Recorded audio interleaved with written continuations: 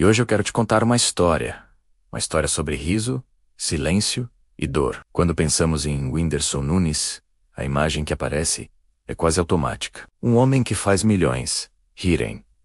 Um nordestino que venceu. Um artista que subiu aos palcos mais lotados do país. Alguém que parece ter transformado sofrimento em piada. Isso é verdade. Mas não é toda a verdade. A psicanálise nos ensina algo fundamental.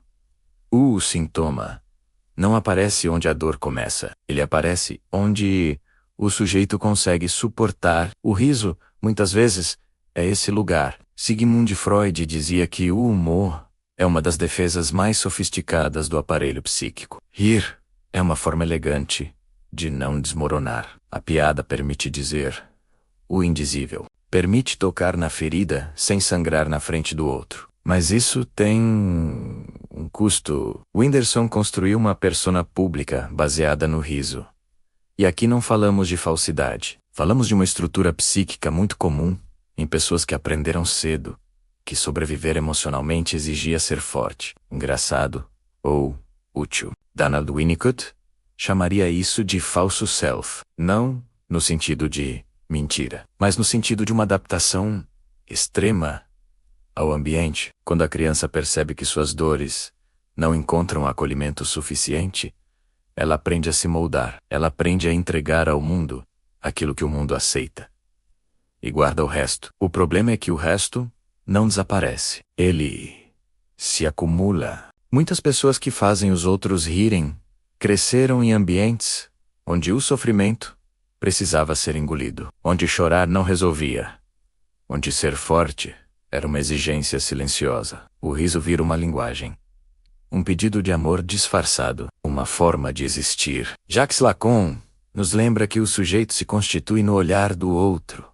Nós nos tornamos aquilo que o outro reconhece. Quando o outro só reconhece o palhaço, o engraçado, o talentoso, o sujeito aprende que existir é sustentar essa imagem. E aqui começa a armadilha, porque o sucesso reforça a persona.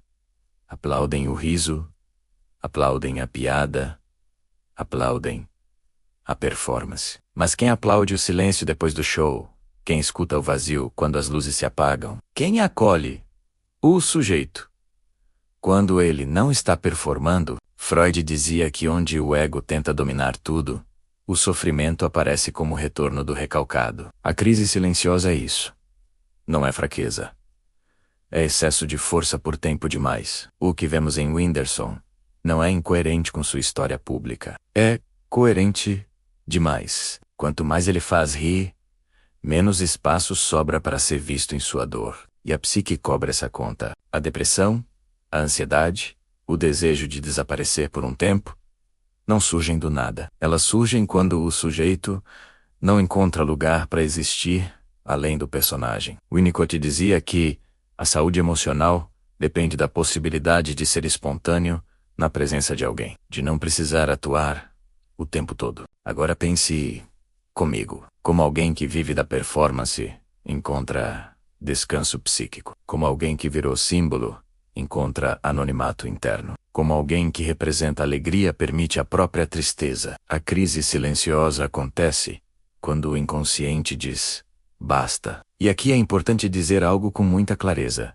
Isso não é a exclusividade de famosos. Eles apenas vivem isso em volume máximo. A mente de uma pessoa nessa situação funciona como uma casa sem silêncio. Pensamentos acelerados, autocrítica constante, uma sensação de vazio, mesmo cercado de gente. Dificuldade de sentir prazer sem culpa. E um cansaço que não melhora com descanso físico.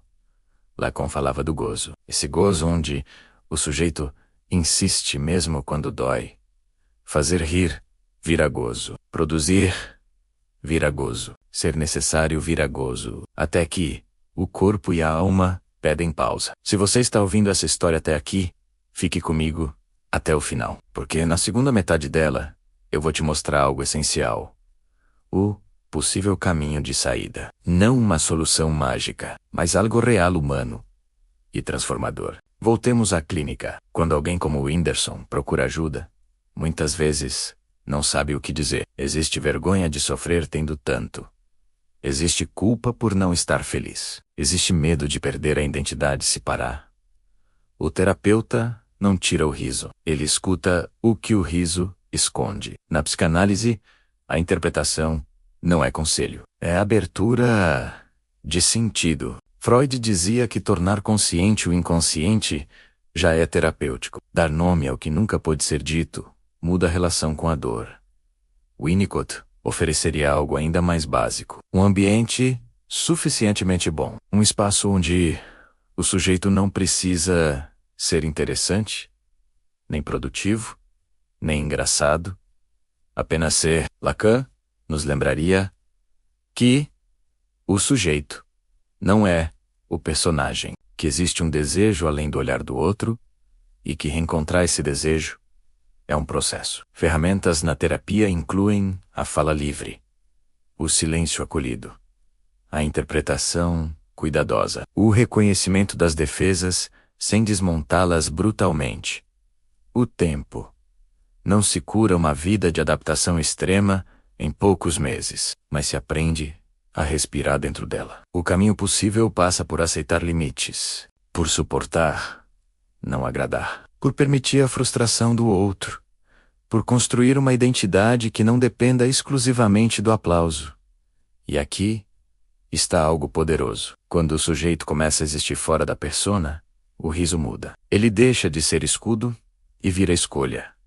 A dor não desaparece, mas deixa de governar em silêncio. O final dessa história não é um final perfeito, é um final verdadeiro. Whindersson não representa apenas um comediante em crise. Ele representa uma geração inteira que aprendeu a transformar dor em performance, que confunde valor com produtividade, que sorri enquanto se desfaz por dentro. Se essa história te tocou, talvez não seja só sobre ele.